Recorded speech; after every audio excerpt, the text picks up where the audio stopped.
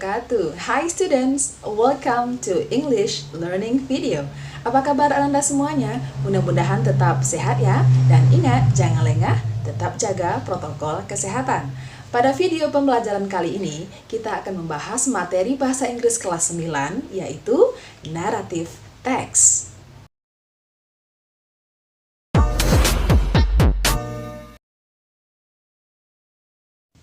Sebelum belajar, yuk kita awali dengan berdoa ya.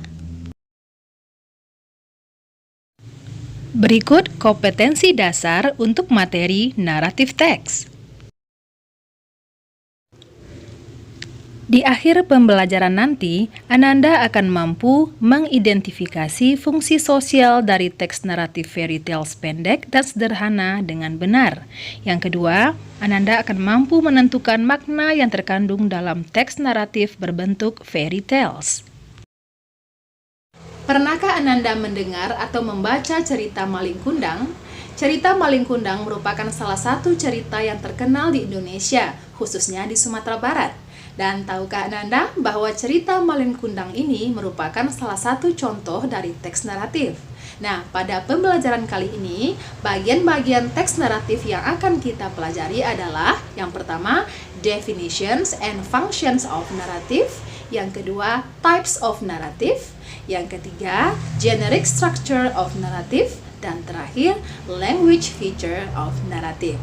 Oke, langsung kita mulai. Narrative text is a kind of text that tells imaginative stories which are made with aim to entertain or amuse the readers. Teks naratif adalah cerita yang bersifat khayalan yang bertujuan untuk menghibur para pembaca. Dan biasanya di akhir cerita, penulis memberikan pesan moral yang bisa dijadikan pelajaran. Seperti contoh, cerita Malin Kundang yang memberikan pesan moral agar kita sebagai anak tidak melupakan jasa orang tua. Atau cerita The Goose with Golden Eggs yang memberikan pesan moral agar sebagai manusia kita tidak boleh serakah. Berikutnya, tipe atau jenis-jenis teks naratif.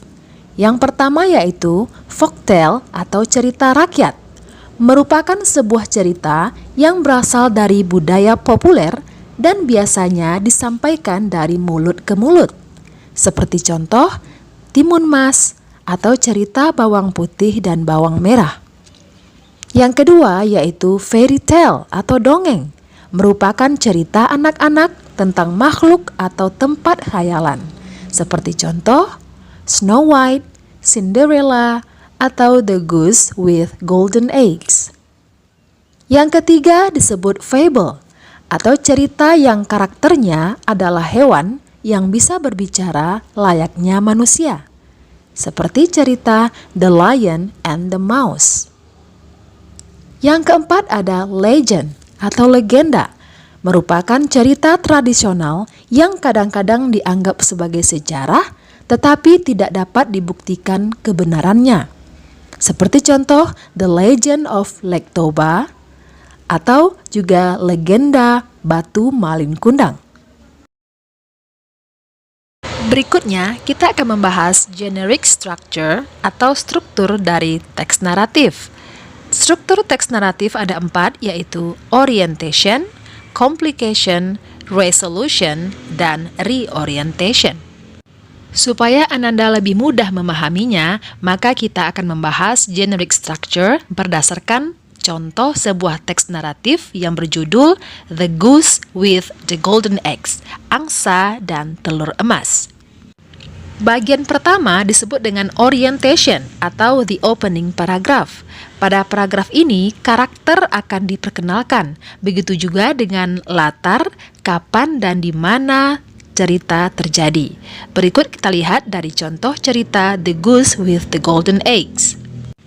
Once upon a time, there lived a farmer with his wife.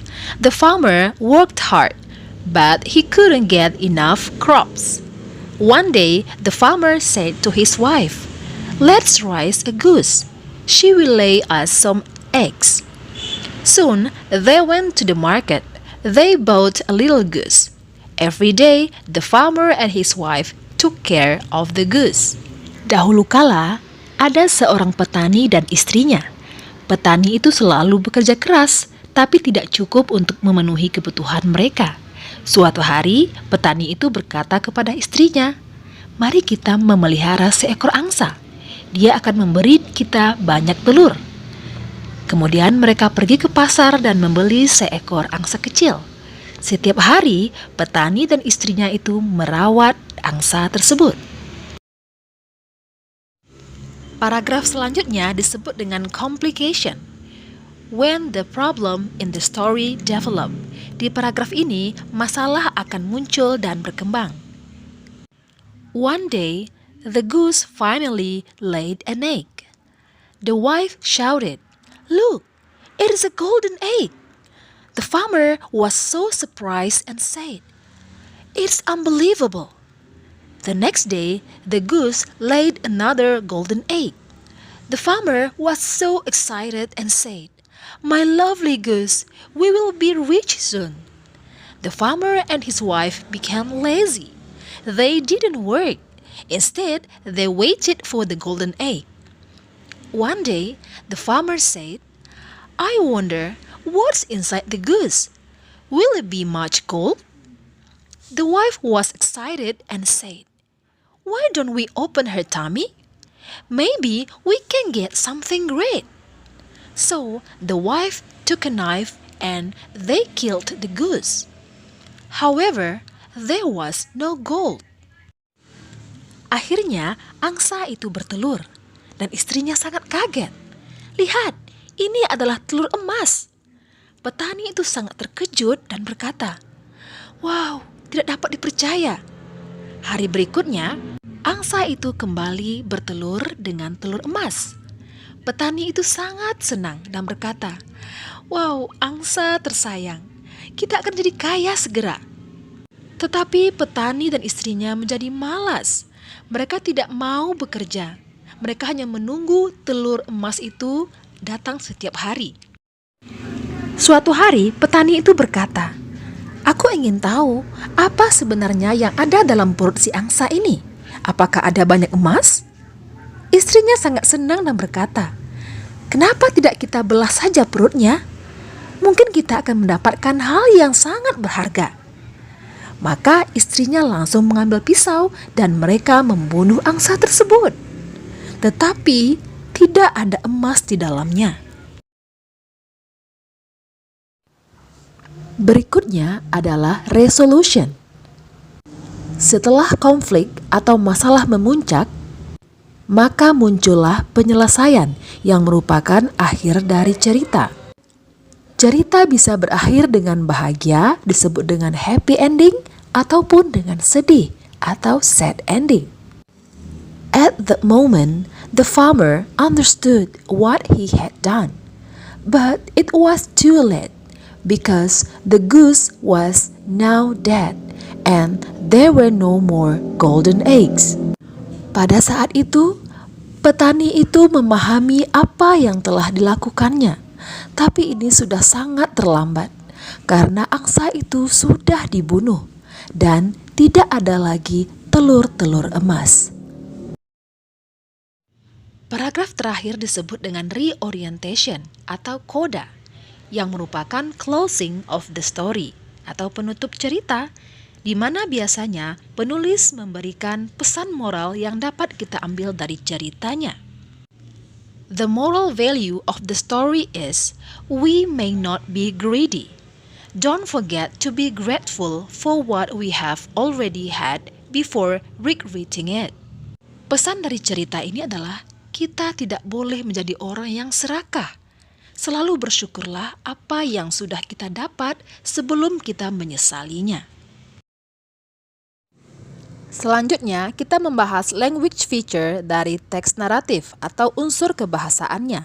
Yang pertama, kita menggunakan kalimat past tense atau past continuous tense, yang mana salah satu ciri utamanya adalah kita menggunakan kata kerja bentuk kedua, seperti kata lived, worked, went, took care.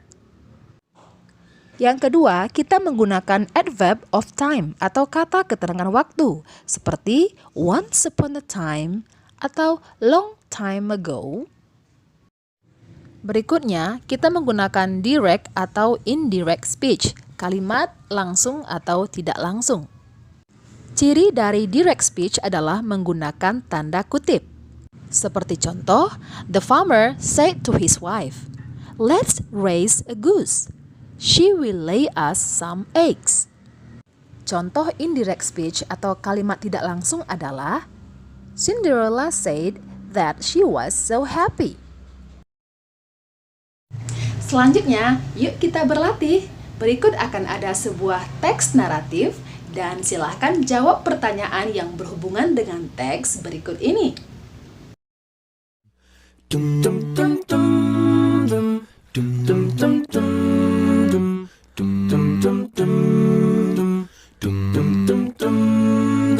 Here's to the ones that we got.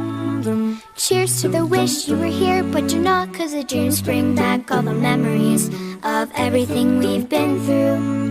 Close to the ones here today, close to the ones that we lost on the way. 'Cause the dreams bring back all the memories, and the memories bring back you.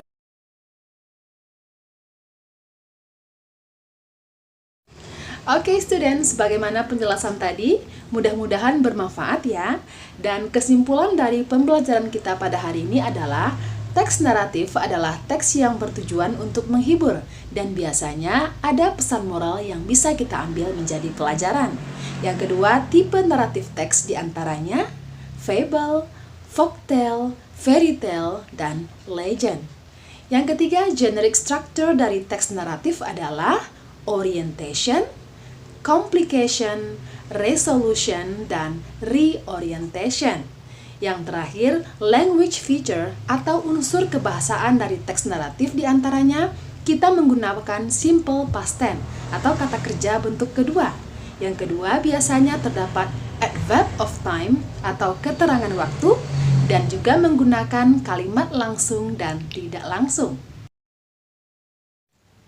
Okay students, that's our lessons for today. Remember, never stop learning because that's the only way to get success. Tetap semangat belajar karena kesuksesan hanya milik orang yang berusaha. Terima kasih atas perhatiannya. Sampai jumpa di video pembelajaran berikutnya. Assalamualaikum warahmatullahi wabarakatuh.